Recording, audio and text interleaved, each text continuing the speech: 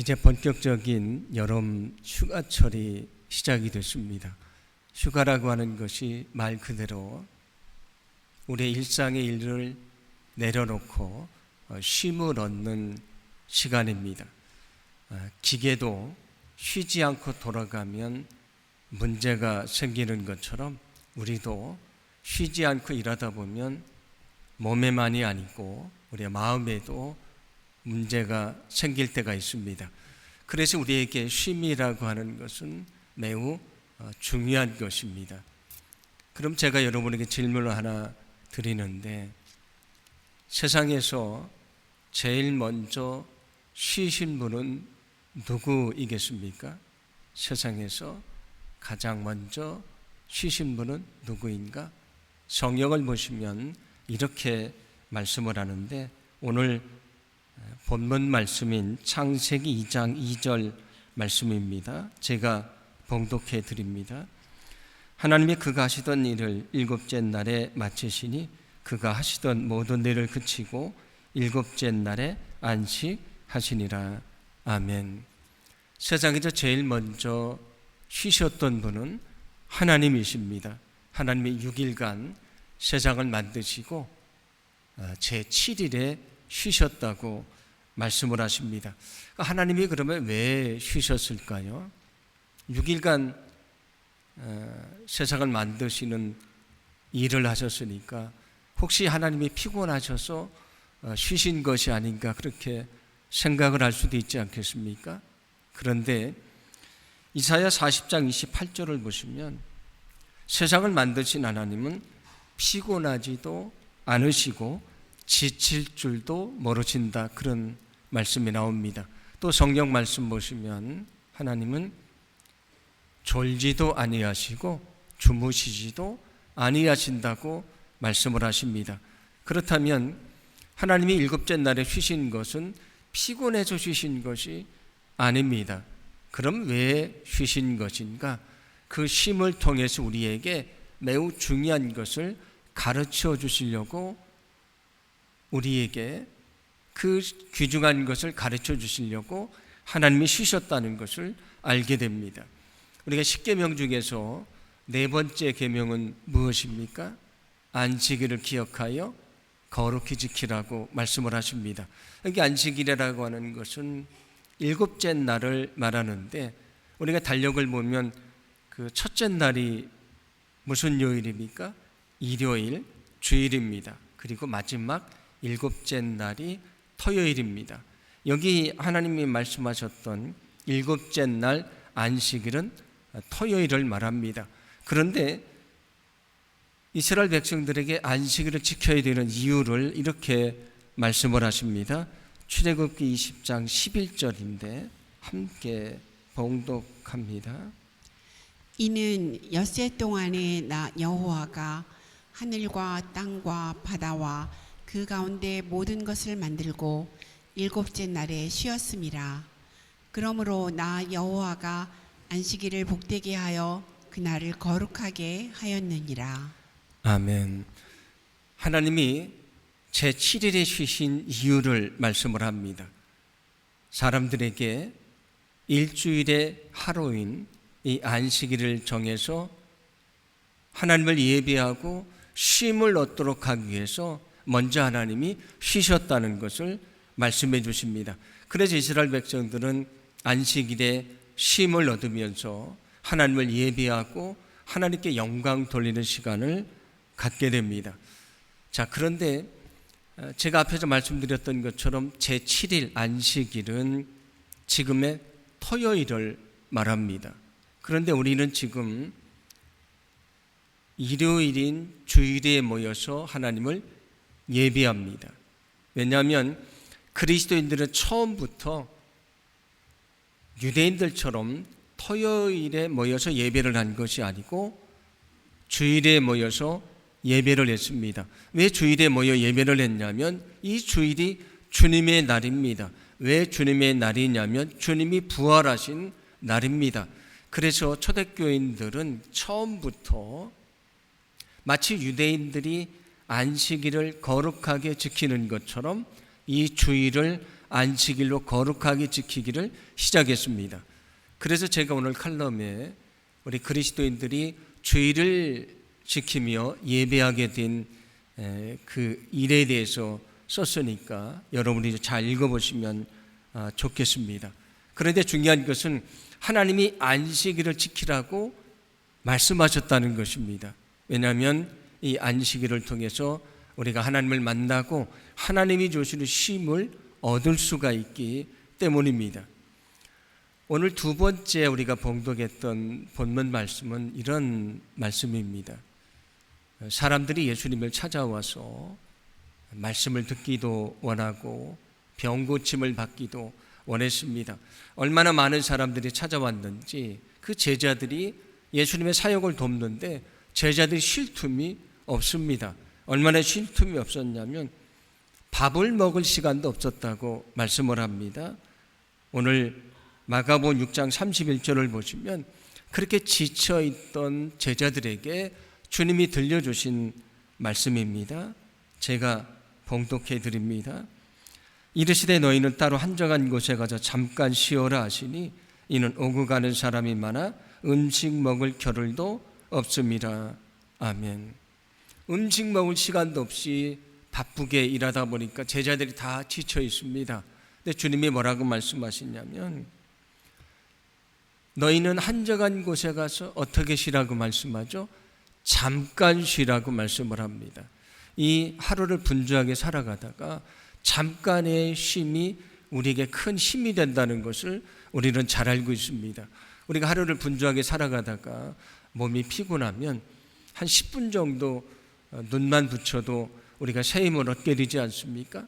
그래서 예수님이 제자들에게 너희들은 잠깐 쉬라고 말씀을 하십니다. 그런데 중요한 것은 일주일의 하루 중에서 안식일로 거룩하게 지키라 그 말씀하고요.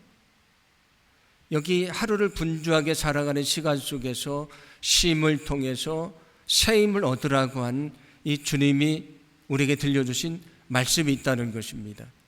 이처럼 안식일을 지키는 것하고 주일을 지키는 것 그리고 하루를 살아가는데 쉼의 시간을 얻는 것은 주님이 우리에게 말씀하신 것임을 여러분 기억하시기를 바랍니다. 그래서 우리에게 쉼의 시간이 필요하다는 말씀이 됩니다. 그러면 우리 그리스도인들에게 쉼은 어떤 의미를 가지고 있는가? 오늘은 그것을 함께 생각하면서 은혜를 좀 나눠 보려고 합니다.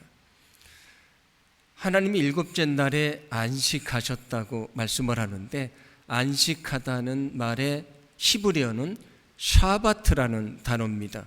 그 뜻은 무엇이냐면 쉬다, 그치다, 정지하다 그런 뜻이 있습니다. 그러니까 멈추다 그런 뜻이 있는데 여기 아주 중요한 쉼의 의미가 담겨져 있습니다. 어떤 사람이 길을 찾아갑니다. 열심히 찾아가다가 갑자기 그가 가던 길을 멈추고 서서요 여기저기를 둘러봅니다. 무엇을 하는 것입니까? 내가 지금 길을 찾아가는데 이게 제대로 가고 있는가 확인하는 것입니다.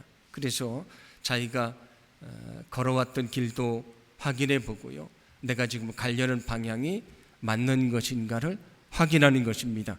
그러므로 여기 정지하다는 말 속에 어떤 의미가 있냐면 가던 길에 멈춰서서 자신을 되돌아본다는 의미를 가지고 있습니다.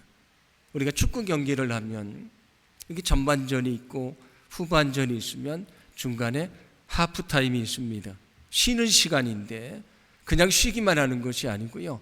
그때 무엇을 하냐면 전반전을 되돌아보고요. 후반전을 다시 준비하는 아주 중요한 시간이 됩니다. 그러므로 쉼이라고 하는 시간은 단지 그냥 쉰다는 의미만이 아니고 우리가 멈추어 서서 우리를 되돌아본다는 그런 의미를 가지고 있습니다. 여러분, 쉼은 우리 자신을 되돌아보는 시간인 것을 기억하시기를 바랍니다. 왜 하나님이 주일을 지키라고 말씀을 하셨습니까? 우리가 일주일을 분주하게 살아가지 않습니까? 우리가 이날 하나님 앞에 엎드려서 예배하고 말씀에 비추어서 내 자신을 되돌아보고 우리가 기도를 통해 하나님과 다시 연결되지 않으면 우리가 새로운 한 주를 믿음 안에 온전히 살 수가 없기 때문입니다. 하루를 살아갈 때도 역시 마찬가지입니다. 우리가 분주하게 살다 보면 우리가 주님을 잊고 살 때가 많이 있지 않습니까? 그때 주님이 말씀하시는 것입니다. 너희가 분주하게 살아가는 시간 속에서 잠시 멈추어 서서 나를 생각하라, 그런 말씀이 됩니다. 그러므로 오늘 성경이 말씀해 주고 있는 것처럼 우리는 주일을 통해서 또 하루의 삶 속에 쉼의 시간을 통해서 우리가 주님을 생각하고 주님과 다시 연결되는 그런 귀한 삶을 살아가야 될 줄로 믿습니다. 바울이라고 하는 사람을 우리가 잘 알고 있습니다. 그는 예수님을 믿는 사람들을 잡아들이는 일에 열심을 품었던 사람입니다. 더 많이 잡아들이려고 다메섹으로 가다가요, 거기서 주님을 만나게 됩니다. 그때 강한 빛을 받게 돼서 그는 3일간 앞을 보지 못하게 됐습니다. 그는 기세가 등등해서 그리스도인들을 잡아들이기 위해서 열심을 했던 사람인데 이제는 3일 동안 앞을 보지 못하니까 그는 가던 길에 멈추어 설 수밖에 없었습니다. 그런데 그가 그 시간 동안 무엇을 했을까요? 아마도 그는 그 시간 동안 자신을 되돌아봤을 것이라고 생각합니다. 내가 그리스도인을 잡아들이는 일을 열심을 다하고 있는데 이게 정말 하나님의 뜻인가? 혹시 내가 하나님의 뜻을 거스르고 있는 것은 아닌가? 자신을 진지하게 되돌아볼 때 바울이가 어떤 역사가 있었습니까? 그가 주님을 만나고 그가 삶이 변화됐고요, 주님의 역사를 위해 쓰임받는 위대한 일꾼이 될 수 있었습니다. 바울이 원했던 쉼의 시간이 아닙니다. 어쩔 수 없이 앞이 보이지 못해서 멈추어 섰는데 그 시간이 그의 인생을 바꾸는 소중한 시간이 됐다, 그런 말씀입니다. 제가 신학대학을 졸업하고 27살에 어린 나이죠. 27살에 첫 목회를 시작을 했습니다. 그리고 제가 올해 30년째 목회를 하니까 제가 나이가 어느 정도 되신지 아마 아실 것 같은데, 제가 충청도에 있는 시골 농촌교회에서 만 5년간 사역을 했고요, 서울에 와서 한 교회 부목사로 만 17년 동안 사역을 했습니다. 그리고 우리 교회를 부임을 해서 제가 이제 8년째 사역을 합니다. 제가 뭐 특별한 능력이 있는 것도 아니고 재주가 있는 것도 아니고, 그래서 사역을 할 때에 제가 할 수 있는 것은 그냥 열심히 하는 것이었습니다. 부지런히 열심히 했습니다. 그런데 열심히 하기는 했습니다마는 제 자신에게 쉼의 시간을 주지를 사실은 못했습니다. 우리 목회자들은 월요일 날 이제 쉬게 되는데, 제가 부목사로 사역을 할 때 거기 교회가 크다 보니까 월요일 날 또 일들이 꽤 많았습니다. 그러면 누군가 나와서 또 챙겨줘야 되는데 다 쉬기를 원하니까 누가 얘기한 것도 아닌데 늘 제가 자진해서 내가 월요일 날 일을 챙길 테니까 다른 사역자는 다 쉬라고 그렇게 얘기를 했습니다. 제가 휴가를 갔을 때도 제가 하는 일을 누구한테 맡겨놓고 그냥 휴가를 가면 되는데, 제가 성격이 그렇지 못해서 휴가를 하는 시간에도 시간을 쪼개고 나와서 제게 주어진 교회 일을 했습니다. 그리고 거기 이제 관리하시는 권사님이 있는데 자기는 명절 때 교회를 지키느라고 한 번도 고향에 간 적이 없다고 얘기를 하셔서, 그러면 내가 교회를 지킬 테니 명절 때 교회를 다녀오라고 했고요, 그 관리 권사님하고 다른 사역자들이 쉴 수 있도록 제가 담임자도 아닌데 그 교회 명절 동안 제가 교회를 지키곤 했습니다. 우리 교회 부임을 해서도 주일날 사역자들이 너무 수고를 많이 하니까 제가 월요일날 사역자들을 쉬게 하려고 제가 월요일 새벽 설교는 꼭 제가 담당을 했습니다. 물론 지금은 제가 몸이 연약해져서 못하고 있지만 그렇게 해서 사역자들에게 쉬는 시간을 주려고 제가 했고요. 또 역시 명절 때도 저는 한 주 전에 어머님을 뵙고 와서 명절 때는 교회를 지키고 사역자들에게 쉼의 시간을 주었습니다. 제가 8년간 사역을 했지만 시간을 정해놓고 한 번도 휴가를 간 적이 없습니다. 누가 그렇게 하라고 얘기하지도 않았는데 그냥 그렇게 사는 것이 저는 저에게 맞다고 생각을 해서 그렇게 살았습니다. 다른 사람에게는 쉼의 시간을 주기 위해서 제가 한 번 더 뛰면 되니까, 제가 한 번 더 일하면 되니까 그렇게 배려를 해줬는데 정작 제 자신을 위해서는 쉼의 시간을 주지를 못했습니다. 그런데 제가 25년 동안 목회를 위해서 쉼 없이 달려왔을 때, 지금부터 5년 전에 제게 질병이 찾아왔고요. 이제는 치료를 위해서 정말 아무것도 할 수 없는 시간이 제게 찾아왔습니다. 이제 강제로 쉴 수밖에 없는 시간이 찾아왔는데, 근데 하나님에게 이런 기도를 드렸습니다. 하나님, 제가 쉼 없이 달려왔다고 제게 쉼의 시간을 주신 것은 참 감사합니다. 그런데 하나님, 이 방법밖에 없었습니까? 만약에 이 방법밖에 없었다면 하나님, 이건 너무 가혹한 것 같습니다.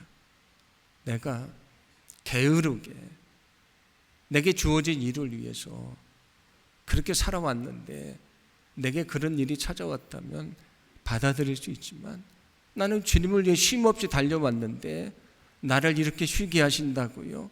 하나님, 이것은 가혹합니다라고 투정 어린 기도를 드리기도 했습니다. 그런데 제가 어쩔 수 없이 강제적으로 쉬게 됐지만 그 시간은 제게 매우 중요한 시간이 됐습니다. 왜냐하면 제 자신을 돌아보는 시간이 됐기 때문입니다. 제가 강단에서도 믿음을 설교하지만 제 자신을 되돌아봤습니다. 너는 그 믿음대로 정말 살고 있는 것인가? 내가 강단에서는 거룩하게 말씀을 전하지만 내가 강단을 내려가서도 여전히 거룩하게 살고 있는 것인가? 너는 성도들에게 사랑을 말하지만 정말 너는 사랑하고 있는 것인가? 너는 그들에게 정직을 말하지만 너는 정말 정직하게 살고 있는 것인가? 내가 믿음을 가지고 산다고 말하지만 오늘 죽어도 정말 천국에 갈 만한 믿음을 너는 가지고 있는 것인가? 내가 열심을 다했는데 그게 하나님의 힘으로 한 것인가? 내 힘으로 한 것인가? 네가 하나님의 뜻이라고 주장했던 그것이 하나님의 뜻이 아니고 내 욕심은 아니었는가? 이런 질문을 던져봤습니다. 그러면서 제 자신을 되돌아보면서 제 자신의 연약한 부분들, 하나님 앞에 부끄러운 모습들을 되돌아보고 새롭게 하는 그런 귀한 시간을 갖게 됐습니다. 여러분, 쉬는 시간, 쉼이라고 하는 것은 우리 자신을 되돌아보는 시간인 것을 기억하시기를 바랍니다. 우리가 한 주간을 분주하게 살아가지 않습니까? 이 주일에 우리가 여기 엎드려서 하나님을 만나고 하나님이 주시는 쉼을 얻지 않으면 우리는 또 다른 그 한 주를 거룩하게 살 수가 없는 것입니다. 하루를 살아가는데 분주하게 살아가면서 우리가 잠시 멈추어 서서 내가 정말 오늘 하루 주님의 뜻 가운데 살고 있는가 자신을 점검해 보지 않으면 그 하루를 거룩하게 살 수가 없는 것입니다. 여러분, 우리에게 쉼이라고 하는 시간은 잠시 멈추어 서서 하나님에게서 벗어났던 인생의 방향키를 다시 하나님에게로 돌리는 시간입니다. 저와 여러분이 이 주일을 통해서 하루를 살아가며 우리에게 주어지는 잠깐의 쉼을 통해서 우리가 주님을 생각하고요, 주님을 만나고 주님이 주시는 새 능력을 얻고요, 그래서 날마다 주님이 원하시는 믿음의 삶을 살아가기를 간절히 소망합니다. 주일에 가장 중요한 것은 하나님을 예배하는 것입니다. 예배가 무엇입니까? 하나님을 만나는 것입니다. 하나님을 가까이 하는 시간입니다. 그리고 하루를 살면서 앞에서 말씀드렸던 것처럼 우리가 주님을 잊고 살 때가 얼마나 많습니까? 그래서 주님을 생각하며 살아가는 시간을 분명히 가져야 됩니다. 그런데 주일이나 이렇게 하루를 살아가면서 주님을 생각하는 그 시간은 어떤 시간이 됩니까? 주님을 만나고 주님을 가까이 하는 시간입니다.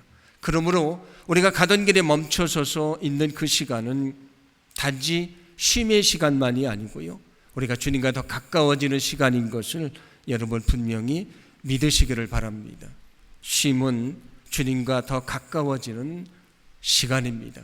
우리가 그 시간을 통해서 주님 앞에 엎드려서 예배하고, 그 시간에 하나님의 말씀 앞에 엎드리고 우리가 무릎 꿇고 기도할 때에 하나님과 다시 연결되고요, 하나님을 가까이 하는 삶을 살게 된다는 것입니다. 우리가 잘 알고 있는 엘리야라는 선지자가 있습니다. 그는 악한 아합 왕과 그의 아내인 이세벨에 의해서 쫓기는 신세가 됩니다. 왜냐하면 그들이 엘리야를 죽이려고 해서 도망가는 신세가 되고 마는데, 그 도망가면서 굉장히 어려운 시간을 경험을 합니다. 갈멜산에서 바알 선지자 400명하고요, 아셀의 선지자 450명과 영적인 전투를 하게 됐습니다. 그 영적인 전투에서도 그는 승리를 합니다. 그리고 이어서 바로 비가 내리도록 간절히 기도했다고 말씀을 합니다. 성경은 7번 기도했는데 7이라는 숫자가 만전수기 때문에 그는 온 힘을 다 쏟으며 기도했다, 그런 얘기입니다. 그리고 갈멜산부터 이스라엘까지 30km가 되는데 거기를 단숨에 그는 달려갔다고 말합니다. 엘리야는 하나님의 사역을 위해서 정말 쉼없이 달려왔습니다. 그런데 이세벨이 다시 자기를 죽인다고 선언을 합니다. 그 말을 들은 다음에 엘리야가 무너지기 시작합니다. 그리고 브엘세바의 광야로 하룻길을 홀로 들어가서요, 한 로뎀나무 아래에서 이렇게 기도합니다. 열왕기상 19장 4절인데 함께 봉독합니다. 자신은 홀로 광야로 들어가서 하룻길을 더 걸어 어떤 로뎀나무 아래로 가서 거기에 앉아서 죽기를 간청하여 기도하였다. 주님, 이제는 더 바랄 것이 없습니다. 나의 목숨을 거두어 주시옵소. 아멘. 엘리야가 주님을 위해서 열심을 다해 살아갔습니다. 쉼 없이 달려왔는데 이제는 온몸에 힘이 다 빠지게 됐고요, 그는 지쳐 쓰러졌습니다. 그는 강제로 쉴 수밖에 없는 상황이 찾아왔습니다. 그런데 그가 뭐라고 말합니까? 하나님, 나는 이제 아무것도 할 수 없습니다. 하나님, 나는 아무것도 할 수 없습니다. 차라리 제가 죽는 것이 더 좋겠습니다. 그런데 그는 로뎀나무 아래에서 지쳐 쓰러져 있을 때에 어떤 은혜를 경험합니까? 거기서 다시 하나님을 만나게 됩니다. 하나님이 천사를 통해서 그에게 떡과 먹을 것을 주시고요, 그리고 물을 줘서 다시 힘을 얻게 하십니다. 엘리야는 다시 일어섰고요, 40일 동안 그렇게 지쳐 쓰러져서 몸을 움직이지도 못하고요, 차라리 죽는 것이 좋겠다고 말했던 엘리야가요, 40일 동안 다시 힘을 얻어 밤낮을 걸어서 하나님의 산 호렙에 이르게 됐다고 성경은 말씀해 줍니다. 우리에게 쉼이라고 하는 시간은 어떤 시간인가? 그 시간은 주님과 다시 가까워지는 시간입니다. 여러분이 이 주일을 거룩하게 지킴으로 주님과 더 가까워지기를 간절히 소망합니다. 하루를 살아가면서도 우리가 분주하지만 여러분이 하루의 시간 속에 멈춰서서 다시 주님을 생각하기를 간절히 원합니다. 주님이 우리에게 말씀하셨지 않습니까? 나는 포도나무고 너희는 가지다. 가지가 나무에 연결되어 있어야 열매를 얻는 것처럼 너희가 나와 연결되지 않으면 열매를 맺을 수 없다고 말씀을 하십니다. 우리에게 쉼이라고 하는 시간은 어떤 시간인가? 다시 주님과 깊이 연결되는 시간입니다. 우리가 주일을 통해서 주님과 깊이 연결되지 않으면 하루를 살면서 우리가 잠시 멈춰져서 주님과 다시 연결되지 않으면 우리가 그 일주일을, 그 하루를 거룩하게 살 수가 없는 것입니다. 여러분 늘 주님을 가까이 하시고 주님과 잘 연결돼서 우리가 주님이 원하시는 믿음의 삶을 살기를 간절히 소망합니다. 오늘 말씀하고 있는 것처럼 쉼은 주님이 우리에게 말씀하신 것입니다. 그래서 우리는 그 쉼을 누리며 살아가야 됩니다. 그러므로 소망하기는 저와 여러분이 주님 안에서 참된 쉼을 누리며 살아가기를 간절히 원합니다. 그게 주님이 우리에게 원하시는 것이다, 그런 말씀이 됩니다.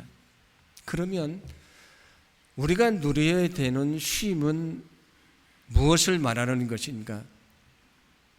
마르바 던이라고 하는 분이 있는데 그분이 쓴 책 중에 안식이라는 제목의 책이 있습니다. 거기를 보면 우리 그리스도인들의 쉼에 대해서 얘기를 하는데 첫 번째는 영적인 쉼이라고 하는 것입니다. 영적인 쉼. 이것은 무엇을 말하냐면 원래 유대인들은 저녁이 되면 하루가 시작이 됩니다. 아까 그 안식일을 말씀드렸는데 원래 유대인들의 안식일은 금요일 저녁 해가 진 다음부터 토요일 저녁 해가 질 때까지입니다. 그래서 원래 하루가 저녁에 시작이 됩니다. 그 이유는 창세기를 보시면 하나님이 세상을 만드실 때에 하루를 창조하신 다음에 뭐라고 말씀하냐면 저녁이 되고 아침이 되니 이는 첫째 날이다, 그렇게 말씀을 합니다. 그러니까 저녁이 되니까 하루가 시작된다, 그런 말씀이 됩니다. 그래서 저녁부터 하루가 시작이 되는데 여기 나도 놀라운 영적인 비밀이 있습니다. 저녁은 어떤 시간입니까? 우리가 하루의 일을 마무리하고 쉬는 시간입니다. 우리가 잠을 자는 시간이지 않습니까? 그런데 중요한 것은 우리는 우리가 하던 일을 멈춰놓고 잠을 자지만 하나님은 그때 하루를 시작을 하십니다. 무슨 얘기냐면 우리가 내 힘으로 나를 의지하며 일할 때 하나님은 일하시지 않습니다. 내가 자신을 의지하면 하나님은 일하시지 않습니다. 그런데 내가 내 힘으로 하려고 했던 어리석음을 내려놓고 하나님께 내어 맡기고 의지할 때 그때부터 하나님이 일하기 시작하십니다. 영적인 쉼이라고 하는 것은 무엇을 말하냐면 내가 내 힘으로 하려고 했던 것을 다 내려놓고 하나님에게 내어 맡기고 하나님을 의지하는 것을 말합니다. 우리가 일주일을 분주하게 살아가는데 하루를 분주하게 살아가는데 그 쉼의 시간을 통해서 내 자신의 힘을 의지하는 것을 내려놓고 하나님을 의지하는 법을 배우지 않으면 우리는 하나님을 의지하는 믿음의 삶을 살 수가 없는 것입니다. 여전히 내 힘으로 세상을 살게 된다는 것입니다. 그래서 영적인 쉼은 내 자신을 의지하던 것을 내려놓고 하나님을 의지하는 법을 배우는 소중한 시간이 된다는 것을 말씀해 주시는 것입니다. 두 번째는 육체적인 쉼이라는 것입니다. 이것은 우리가 잘 알고 있는 것처럼 우리가 몸이 쉬지 않으면 문제가 생기지 않습니까? 그러니까 쉼을 얻어야 우리가 새 힘을 얻게 된다, 그런 말씀이 되고요. 세 번째 정서적인 쉼이라는 것은 이것을 말합니다. 어떤 사람이 나 오늘 여러 가지 복잡한 일들도 있고 하니까 오늘 하루 쉬어야지, 그런 마음을 가졌습니다. 그런데 쉰다고 생각을 했는데 여전히 걱정거리 때문에 고민하고요. 자기를 절망하게 하는 것 때문에 괴로워하고 누가 마음에 안 들어서 미워하게 됐는데 그것 때문에 지금 마음이 힘들다면 그는 쉬고 있지만 쉬는 것이 아닙니다. 그래서 오늘 성경에서 말씀하는 이 정서적인 쉼이라는 것은 무엇을 말하냐면 우리의 그런 감정들까지 다 내려놓는 것입니다.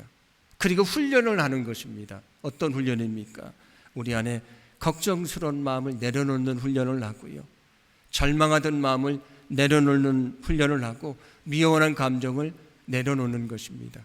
주님도 예배하러 올 때에 누구와 다툼이 있다면 가자 화해하고 예배하라고 오라고 말씀하지 않으셨습니까? 우리가 주의를 지키기 위해서 예배당에 모였는데 여전히 걱정하고 절망하고 미워하는 마음을 가지고 이 자리에 모였다면 우리는 참된 쉼을 얻을 수가 없는 것입니다.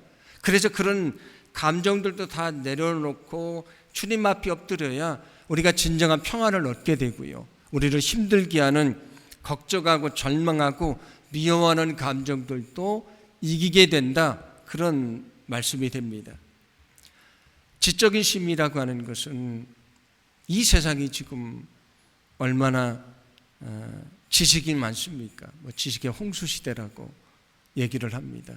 옛날 어떤 어르신분이 그러더라고요. 옛날에 전화로 해가지고 음식도 시키고 했는데 요즘은 그게 안 된다고 휴대폰으로 하라는데 여기 등록을 하라 그러고 그 다음에 비밀번호도 넣으라 그러고 아이디도 넣으라 그러고 그래서 로그인을 해가지고 어떻게 하라고 하는데 너무 힘들다고. 근데 이렇게 안 배우면 굶어 죽게 생겨서 열심히 배우고 있다고 말씀을 하십니다. 세상이 복잡해졌고요. 세상의 지식이 너무 많습니다. 우리는 핸드폰을 들어서 검색을 하면 거기에 온갖 지식을 다 얻을 수 있지 않습니까? 이런 것들이 우리의 머리를 너무 복잡하게 하고 하나님을 생각하는 시간을 뺏게 된다, 그런 얘기입니다. 그래서 진정한 쉼을 위해서는 그런 지식에 대한 것들 다 내려놔야 된다. 오직 주님만 생각하는 시간을 가져야 된다, 그런 얘기입니다. 마지막 사회적인 쉼이라는 것은 뭘 말하냐면 이 세상은 무한 경쟁의 세계입니다. 사람들이 그렇게 경쟁하며 세상을 살아갑니다. 불평등하기도 하고요. 불합리한 것 때문에 우리가 마음 아파할 때도 많이 있지 않습니까? 그게 세상입니다.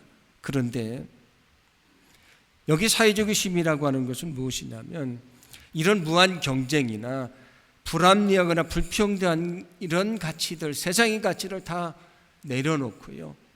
주님이 우리에게 말씀하셨던 전혀 다른 가치가 있습니다. 세상에서 경쟁을 말하지만 주님은 우리에게 뭘 말씀하셨습니까? 사랑을 말씀하셨습니다. 세상에서는 더 많은 것을 소유하려고 애를 쓰지만 주님은 우리에게 나누어 주라고 말씀하셨습니다. 세상에서는 다른 사람을 딛고 내가 더 높이 올라가는 것이 성공이라고 말하지만 주님은 우리 자신을 낮춰서 다른 사람을 섬겨주라고 말씀하셨습니다. 이게 주님이 우리에게 가르쳐 주신 믿음의 삶인 것입니다. 만약에 우리가 세상 속에서만 살아가다 보면 그 세상의 가치관을 따라 살게 된다는 것입니다. 그런데 우리가 주일에 예배하면서 하루를 살아가면서 그 쉼의 시간을 통해서 다시금 주님이 말씀하셨던 사랑하고 섬겨주고 나누어주는 이런 위대한 주님의 말씀을 기억하고 그 믿음대로 살 것을 다시 결단해야 된다, 그런 말씀이 됩니다. 그래야 우리가 세상을 따라 살아가는 사람이 아니고요. 우리는 세상 속에서도 여전히 주님을 따라가는 하나님의 귀한 백성들이 될 줄로 믿습니다. 주님은 우리에게 쉼을 말씀하셨습니다. 우리가 주일의 쉼을 통해서 주님과 더 가까이 연결되고요. 매일의 시간 속에서도 우리가 주님을 만나는 시간을 가짐을 통해서 늘 주님과 동행하는 그런 귀한 삶을 살기를 간절히 소망합니다. 요한계시록 14장 13절은 천국에 대한 말씀인데 이렇게 말씀을 합니다. 우리 함께 봉독합니다. 또 내가 들으니 하늘에서 음성이 나서 이르되 기록하라, 지금 이후로 주 안에서 죽는 자들은 복이 있도다 하시매 성령이 이르시되 그러하다, 그들이 수고를 그치고 쉬리니 이는 그들의 행한 일이 따름이라 하시더라. 아멘. 우리가 이 세상에서 주님 안에서 쉼을 얻어야 된다고 말씀드렸는데 오늘 성경은 저 천국이 어떤 곳이라고 말씀합니까? 세상의 수고를 그치고 우리가 영원히 안식하는 곳이다, 쉬는 곳이라고 말씀해 주십니다. 우리는 여기에서 그리스도인의 삶이 무엇인지를 알게 됩니다. 그리스도인의 삶은 늘 주님과 연결돼서 주님 안에서 쉼을 누리면서 우리가 궁극적으로 가게 될 저 천국의 안식, 그 쉼을 기대하며 살아가는 것입니다. 여러분이 살아가는 바쁜 일상 중에 주님을 만나는 시간을 반드시 들이시고요, 주님과 가까이 지내시면서 주님이 주신 쉼을 얻으시고 우리가 마침내 들어가야 될 저 천국의 안식을 소망하며 믿음 안에 살아가기를 간절히 원합니다. 주님이 우리에게 하신 말씀이 있습니다. 마태복음 11장 28절입니다. 수고하고 무거운 짐진 자들아 다 내게로 오라, 내가 너희를 쉬게 하리라. 주님은 우리의 피로를 아시고요, 우리의 아픔을 아시고 우리의 눈물을 아시고 우리의 고통을 아십니다. 그래서 지금도 우리에게 말씀하십니다. 세상에 수고하고 무거운 짐진 자들아 다 내게로 오라, 내가 너희를 쉬게 할 것이다. 이 땅에서의 쉼만이 아니고 영원한 천국의 안식을 줄 것이다 말씀하십니다. 우리가 분주한 세상을 살아가지만 우리가 멈추어 서서 주님과 함께하는 시간을 반드시 가지시고 거기서 주시는 쉼을 얻으시고 그 힘으로 믿음 안에 살아가시고요, 그 가운데에 저 천국의 안식을 소망하는 거룩한 삶을 살기를 간절히 소망합니다.